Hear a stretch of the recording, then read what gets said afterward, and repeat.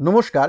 আজকে আমি আমার এই ভিডিওতে আমার নিজের ট্রেডিং সেটআপ নিয়ে আলোচনা করব। তার সাথে সাথে আমার ট্রেডিং সাইকোলজিটা কি হয় এই সেটআপটা ইউজ করার সময় তা নিয়ে আলোচনা করবে। এবার আপনারা অনেকেই বলবেন যে আচ্ছা নিজের ট্রেডিং সেটআপ কি কেউ এভাবে পাবলিকলি বলে? নিশ্চয়ই নয়। হ্যাঁ, আপনি এটা বলবেন, অনেকে হয়তো বলবেন। তাদের ক্লিয়ারিফাই করে দিই, আমার পার্সোনাল মতামত, এটা কিন্তু আজকে নয়, ট্রেডিং আমার যখন থেকে শুরু করেছি আমার চ্যানেলের প্রথম দিকের ভিডিও থেকে দেখুন, আমি বারবার বলে আসছি ট্রেডিং সেটআপ দিয়ে কিন্তু সব কিছু হয় না।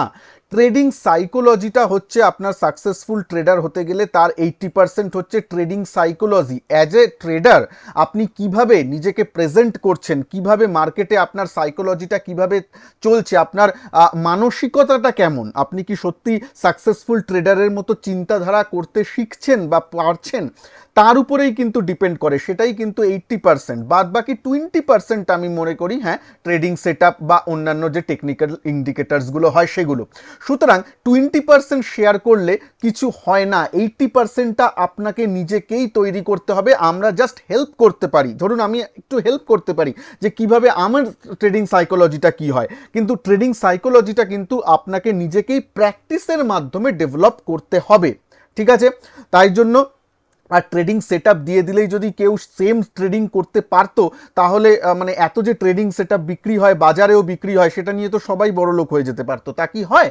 তা হয় না। সুতরাং ট্রেডিং সেটআপ বা টেকনিক্যাল ইন্ডিকেটার্সটাই সব কিছু নয়, কারণ সব কিছুই কিন্তু ল্যাগিং ইন্ডিকেটার হয়।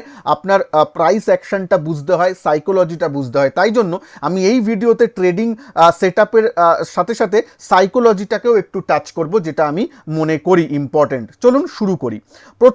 প্রথমে এই সেটআপে যে আঁকিবুকি দাগগুলো দেখছেন, মুভিং অ্যাভারেজ বিভিন্ন জিনিসগুলো আছে, তার সাথে সাথেও এই কম্পিউটারের কনফিগারেশনটাও একটু জানতে হবে। আমি যেটা পার্সোনাল ইউজ করি, ল্যাপটপটাও একটা ইউজ করি, যে ল্যাপটপে মানে এখন বর্তমানে দেখছেন আমার কাছে দুটো ল্যাপটপ আছে। যেটা মেন, এই ল্যাপটপটা আমার মেন ল্যাপটপ, সেটা আমি যে ইউজ করি সেখানে আপনার রাইজেন মানে প্রসেসর ইউজ করি, আমি রাইজেন 5 প্রসেসর আছে। আর মেন যেটা আছে আপনার এসএসডি, দেখুন বেশি মেমোরি পাওয়ার লাগে না, মানে রাইজেন 7 দরকার নেই, 5 দিয়ে হয়ে যায় কাজ, যেটা লেটেস্ট জেনারেশনের আছে। কিন্তু আপনার যেটা মেন ইম্পর্টেন্ট সেটা হচ্ছে আপনাকে এসএসডি হার্ড ডিস্ক টাইপের জিনিসগুলো নেবেন, যাতে বুট আপ টাইমটা খুব তাড়াতাড়ি হয়। কারণ ট্রেডিং করছেন তো, হট করে ধরুন অফ হয়ে গেল, বা হঠাৎ করে আপনাকে কম্পিউটার অন করে ট্রেড করতে হবে, তখন এই নয় যে বুট আপ হতে অনেক টাইম নিয়ে নেয়।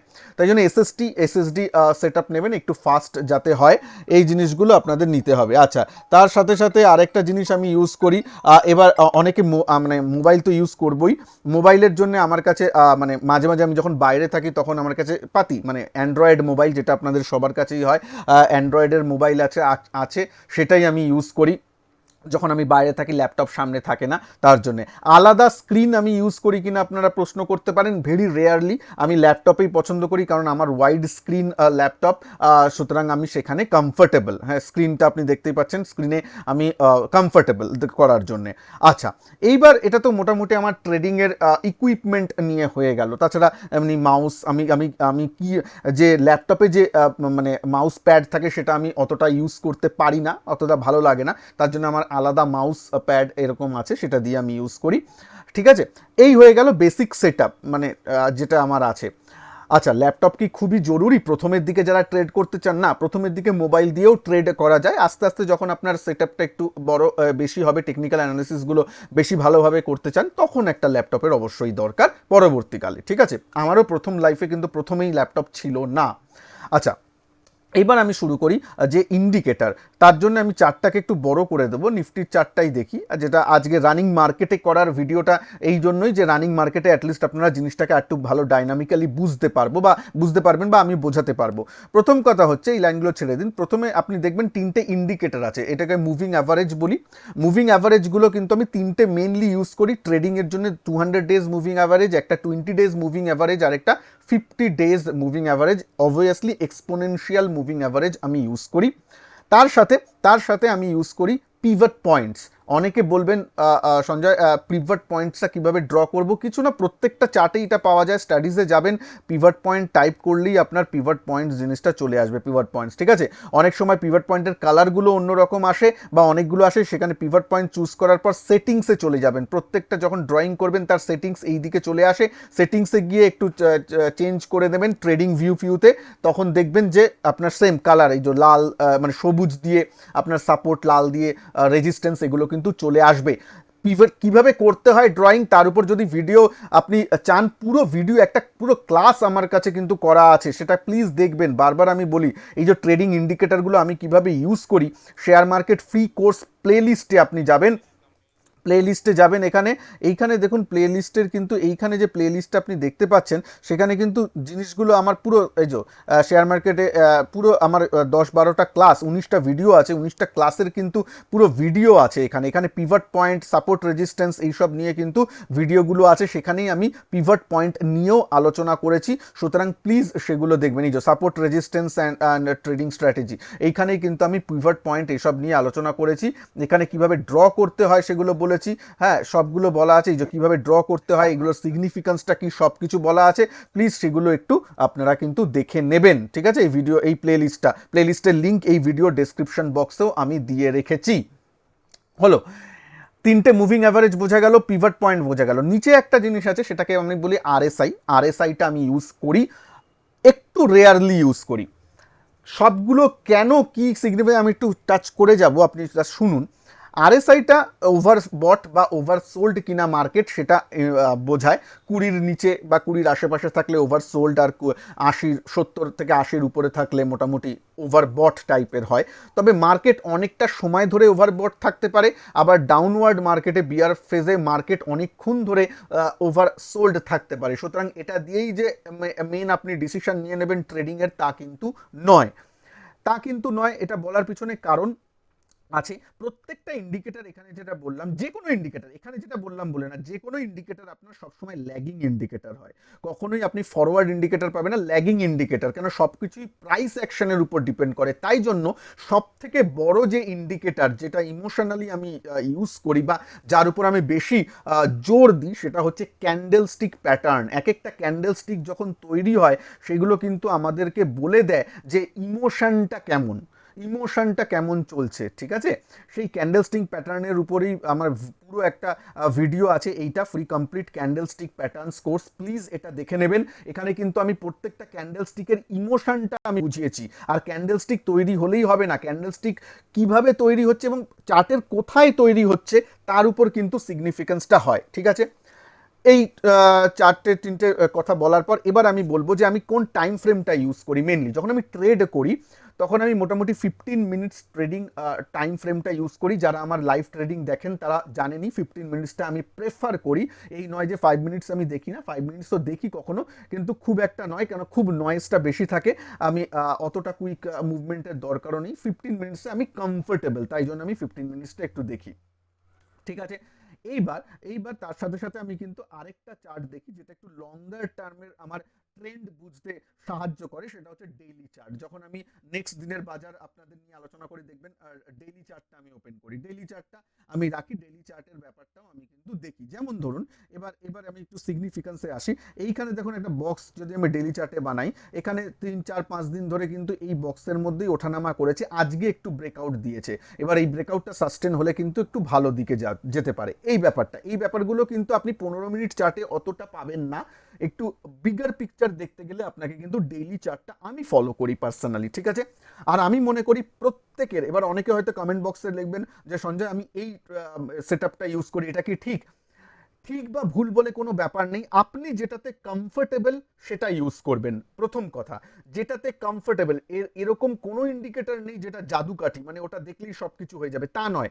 আপনাকে সব মার্কেট সেন্টিমেন্ট বুঝতে হবে, ট্রেডিংয়ের মনস্তাত্ত্বিক যে মানসিকতা সেটা বুঝতে হবে, যেটা আমি এই ভিডিওতেই টাচ করবো একটু, সেইগুলো একটু মাইন্ড করতে হবে। আর সেগুলো কিন্তু প্র্যাকটিস দিয়ে আসবে, সেটা একদিনে বা 1 মাসে বা 6 মাসে তৈরি হবে না, ঠিক আছে। তার জন্য কয়েক বছর লাগতে পারে, ধীরে ধীরে নিজেকে প্রোগ্রেস করবেন, তাহলেই হবে। এটা আমারও সময় লেগেছিল, সবার সময় লাগে, ঠিক আছে। আচ্ছা, এইবার আসি আমি কিভাবে ইউজ করি বা মানসিকতাটা দেখুন। এইটা আপনি পিভট পয়েন্ট দেখতে পাচ্ছেন। এবার সুন্দর যখন বাজার উপরের দিকে গেছিল, বাজার যখন উপরের দিকে গেছিল, এইখানে কিন্তু যখন আসছিল বাজার একটু থমকাচ্ছিল, এখানে একটা কিন্তু পিভট পয়েন্ট আছে, মানে রেজিস্ট্যান্স আছে। এবার রেজিস্ট্যান্সের সময় যদি একটা বিগ রেড ক্যান্ডেল মোটামুটি এরকম তৈরি হলো, যেটা এই আগের ক্যান্ডেলের প্রায় 50%-এ বন্ধ হলো, এটা ডেলি চার্ট, মানে এই দিনে যখন বন্ধ হয়েছে দিনের লো পয়েন্টে বন্ধ হয়েছে, পরের দিন যখন ফলো আপটা আবার আসবে বা এই দিনই যখন দেখবেন, তখন কিন্তু একটা সেল সাইডে পজিশন নেওয়া যেতে পারে। বোঝা গেল সাইকোলজি, এইটা হচ্ছে ট্রেডিং সাইকোলজি, যে কিভাবে আপনি ইউজ করবেন ব্যাপারটাকে। ইউজ মানে এখানে রেজিস্ট্যান্স থেকেই ঘুরেছে, তার মানে এটা একটা ভালো সেট আপের দিকে যে যাচ্ছে। সুতরাং তারপরের দিন যদি ফলো আপ হয়, তারপরের দিন যদি আবার একটু গ্যাপ ডাউন করে যদি নিচের দিকেই যেতে থাকে, যেটা এর আগে দিন হয়েছে, পরের দিন হয়েছে, তাহলে কিন্তু একটা শর্ট পজিশন নিয়ে বাজার নিচের দিকেই বন্ধ হয়েছে। সুতরাং শর্ট যদি প্রথম ঘন্টাতেই কেউ নিতেন, মোটামুটি মুনাফাতেই বন্ধ করেছেন। এটা কিন্তু একটা সাইকোলজির ব্যাপার, ঠিক আছে এইটা। এবার দেখুন তার পরের দিনতে, মানে এবার আমি এটা মানে পজিশনাল ট্রেডিং এর কথা বলছি না, অপশনে আপনি জানেন আমি মোটামুটি একটু ডেইলি করতে ভালোবাসি। আমি হোল্ডিং, ওভারনাইট পজিশন রাখার পক্ষপাতী নয়, বিশেষ করে অপশন বাইং এর ক্ষেত্রে, কারণ অনেক ওভারনাইট রিস্ক থাকে। পরের দিন যখন একটা উপরে উঠলো, ঠিক আছে, এখানে পিভট পয়েন্ট থেকে একটু নিচেই বন্ধ হলো, ঠিক আছে, এটা একটা আনডিসিসিভ ব্যাপার, মানে কিছু আপনি বলতে পারেন না, এখান থেকে ট্রেন্ড বোঝা যায় না, ট্রেন্ড উপরে গেছিল আবার নিচের দিকেই এসছে, আবার উপরের দিকে যখন গেছে আবার একটা রিজেকশন টাইপের এসেছে, এবং সেটার ফলো আপ পরের দিনগুলো থেকে হয়েছে। এইগুলো থেকে বোঝা যায় যে আপনি মানে ক্যান্ডেলগুলো কোথায় তৈরি হচ্ছে। এই ক্যান্ডেলটাই যদি একটা আপ মুভে তৈরি হতো তাহলে কিন্তু অন্যরকম সিগনিফিক্যান্স থাকে, আবার যখন একটা ডাউন মুভে তৈরি হচ্ছে তখন একটা অন্যরকম সিগনিফিক্যান্স আছে। যেমন ধরুন এখানে এখানে প্রায় প্রায় এই ক্যান্ডেলটা আর এই ক্যান্ডেলটা দেখুন, এই ক্যান্ডেলটা আর এই ক্যান্ডেলটা দেখুন, প্রায় একই রকম, তো প্রায় একই রকম, কিন্তু এটা কিন্তু ডাউন মুভের সময় তৈরি হয়েছে, আর এটা কিন্তু আপ মুভের সময় তৈরি হয়েছে, ঠিক আছে, এটা কিন্তু আপ মুভের সময় তৈরি হয়েছে। তাই জন্য দেখুন যখন এই ক্যান্ডেলটার নিচেও যেতে পারেনি পরের দিন, বা আগের দিনের ক্যান্ডেলের নিচেও যেতে পারেনি, তারপর কিন্তু বাজার উপরের দিকেই গেছে। আর এখানে কি হলো, এইখানে যখন আগের যেখানে রেজিস্ট্যান্স থেকে পেরেছে, তার পরের দিনের ফলো আপটা দেখুন, পরের দিনের ফলো আপে কিন্তু এইখানে এর নিচেই কিন্তু সেদিন ট্রেড করেছে, তাই জন্য কিন্তু মেন ট্রেন্ডটাও একটু নিচের দিকে এসেছে, তাই জন্য ট্রেন্ড ফলো করেও নিচে গেছে। ব্যাপারটা বুঝতে শিখুন, ক্যান্ডেলস্টিক, এই জন্য আমি ক্যান্ডেলস্টিকের ভিডিওতে দেখবেন আমি সবসময় ইমোশনটা আর আগের পিছে কি হয়েছে তার উপর নির্ভর করে কিন্তু ক্যান্ডেলস্টিকের ইমোশনটা দেখতে হয়, ঠিক আছে, এই ব্যাপারটা মাথায় রাখবেন, ঠিক আছে। তো আমি এই সেটআপটাই মেনলি ইউজ করি। আর এইখানে দেখুন, আর আচ্ছা একটা কথা, আর একটু কথা বলবো সাইকোলজি নিয়ে, একটু ট্রেডিং সেটআপ নিয়ে। তার আগে দেখুন ভিডিওকে যদি ভালো লাগে, এটা একটা ইউনিক টপিক, যদি ভালো লাগে প্লিজ লাইক করবেন ভিডিওকে, আর চ্যানেলে যদি নতুন হন প্লিজ চ্যানেলটাকে সাবস্ক্রাইব করে বেল আইকনকে অবশ্যই প্রেস করবেন, তাতে আমি যখন নতুন ভিডিও আপলোড করব তার নোটিফিকেশন আপনার কাছে চলে আসবে। তো চলুন আরেকটু দেখে নেব 15 মিনিটের ক্যান্ডেল চার্টে, যেখানে ট্রেডিং এর সময় বেশিরভাগ ইউজ হয়, সেখানে কিভাবে ইমোশনগুলো কাজ করে বা কিভাবে আমি দেখি। যেমন ধরুন আজকেরই লাইভ মার্কেট চলছে 4 তারিখে, 4 অক্টোবর, নবমীর দিন আজকে। এখানে কি হচ্ছে দেখুন, এটা 200 days moving average for 15 minutes chart, কেন কোন চার্টটা দেখছেন তার উপর, তার উপরে আছে, এবং তার উপরে দিয়ে যাচ্ছে। এই দাগটাকে যদি আমি সরিয়ে দিই, এটা দেখুন, এটা একটা রেজিস্ট্যান্স ছিল সকালের, রেজিস্ট্যান্সের উপরে যখন ট্রেড করছে, রেজিস্ট্যান্সটাই তখন সাপোর্ট হয়ে যায় যখন রেজিস্ট্যান্সের উপরে ট্রেড করে।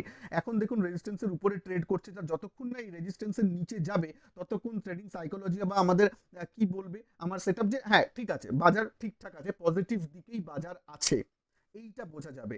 তাই জন্যই যখন এই রেড লাইনটা বা আগের মানে সাপোর্টটা, যেটা আগে রেজিস্ট্যান্স ছিল এখন সাপোর্ট হিসাবে হয়ে গেছে, সাপোর্ট হিসাবে কাজ করছে, তার নিচে যদি বাজার ট্রেড করতে থাকে, তখন কিন্তু আমার যদি লং পজিশন থাকে সেটা কিন্তু আমি আনওয়াইন্ড করার কথা ভাববো, ঠিক আছে, বোঝা গেল।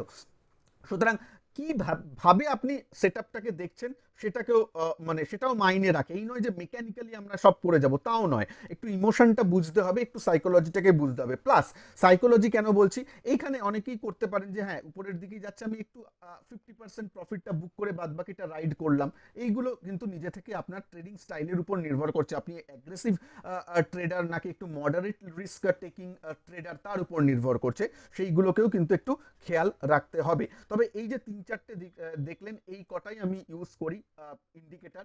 আমি মনে করি মেন যে জিনিসটা আমি যার উপর ফোকাস করি সেটা হচ্ছে প্রাইস অ্যাকশন, ক্যান্ডেলস্টিক প্যাটার্ন। আমি কখনোই, কারণ কি হয় আমি কয়েকজনের চার্ট দেখেছি এত ইন্ডিকেটর রাখেন যে মানে প্রাইস অ্যাকশন চার্টটাই ঠিক করে বোঝা যায় না, সেটা একদমই করা উচিত নয়। মেন ক্যান্ডেল স্টিকের উপর ফোকাস করুন, তার সাথে সাথে আশেপাশের জিনিসগুলো দেখুন, অপশন চেইন ডেটা একটু মাঝে মাঝে দেখতে হয়, যারা অপশানে স্পেশালি করেন, বাজারে ট্রেডিং করেন, একটু ওইগুলো দেখতে হয়। এইগুলো নিয়েই কিন্তু পারিপার্শ্বিক ব্যাপারটাকে যতটা ইজি রাখবেন, যত জিনিসগুলোকে সিম্পল রাখবেন, ততটা কিন্তু ইজি। যারা ইনভেস্টমেন্ট করছেন তাদের জন্য আমি বলবো আপনার 200 ডেজ মুভিং অ্যাভারেজ এবং 100 ডেজ মুভিং অ্যাভারেজ যদি প্লট করে রাখেন, আর সাপোর্ট রেজিস্ট্যান্স পিভট পয়েন্ট, ব্যাস দ্যাটস ইট। আর এক্সট্রা কিচ্ছু দরকার নেই। আরএসআইটা তো ঠিক আছে, রাখলেন, কারণ আপনি তো ইনভেস্ট করছেন নিশ্চয়ই একদিনের জন্য নয়, নিশ্চয়ই 6 মাসের জন্য নয়, একটু লং টার্ম থাকবে, তার জন্য কিন্তু বেশি ইন্ডিকেটরের একদমই দরকার নেই। এই জিনিসগুলো মনে রাখবেন, যতটা সিম্পল রাখবেন, কমন সেন্স ইউজ করবেন, ততটাই কিন্তু ভালো হয়। কারণ বাজার আমাদের শেখায় যে বেশি ইন্ডিকেটর ইউজ করা, অনেককে দেখবেন এরকম বেশি ইন্ডিকেটর বলা কেন হয়, যাতে আমরা ওই ইন্ডিকেটরের পিছনেই লেগে থাকি, আর মেন যে প্রাইস অ্যাকশন যেটা আমাকে চার্ট বলছে সেই দিকে যাতে আমরা ফোকাস না করি। যেমন এইখানেই দেখুন না, চার্ট আমায় কি বলছে, দিনের লোটা কি ব্রেক হয়েছে? সিম্পল ক্যান্ডেলস্টিক প্যাটার্নই দেখুন না, দিনের লোটাই ব্রেক হয়নি, 17,200 ব্রেক করে সেখানেও টেকেনি, তাহলে কি 17,200 উপরে আছে, যেখানে বাজার উপরের দিকে যাচ্ছে, তার মানে প্যাটার্নটা বুলিশ, ব্যাস, এর জন্য কোনো ইন্ডিকেটরের দরকার পড়ে না। এই ব্যাপারটা কিন্তু মনে রাখতে হবে। তাহলে কি ইন্ডিকেটর একদমই দরকার নেই? না, কিছু কিছু ক্ষেত্রে ডিসিশন নিতে সাহায্য করে, কিন্তু ডিসিশন আপনাকে ক্যান্ডেলস্টিক প্যাটার্ন দেখে নিজের ট্রেডিং প্যাটার্ন, নিজের ট্রেডিং সাইকোলজি, নিজের রিস্ক ব্যাপারটা মনে রেখে কিন্তু করতে হবে। বেশি রিস্কি ইনভেস্টার হলে আপনি যদি রিস্ক নিতে পারেন তাহলে একটু আগে থেকে পজিশনগুলো নিলেন, যারা একটু রিস্ক নয় তারা একটু কনফার্মেশন ক্যান্ডেল তৈরি হওয়ার পরে নিলেন ট্রেডগুলো, এইভাবে নিজেকে কিন্তু তৈরি করবেন। ভিডিওতে কমেন্ট বক্সে অবশ্যই কমেন্ট করবেন যে আপনারা কি ধরনের সেটআপ ইউজ করেন এবং এই ভিডিও থেকে একটু লাভ পাওয়া গেল কিনা। তাছাড়া লাইভ ভিডিও তো আমার থাকেই, সেইগুলোকেও দেখবেন, যেখানে আমি এই জিনিসগুলো কিন্তু এক্সপ্লেন করি রিয়েল মার্কেট টাইমে। ঠিক আছে, আশা করি ভালো লাগলো ভিডিওকে, ভালো লাগলে লাইক শেয়ার অবশ্যই করবেন। ভালো থাকবেন, নমস্কার, জয় হিন্দ, বন্দে মাতরম।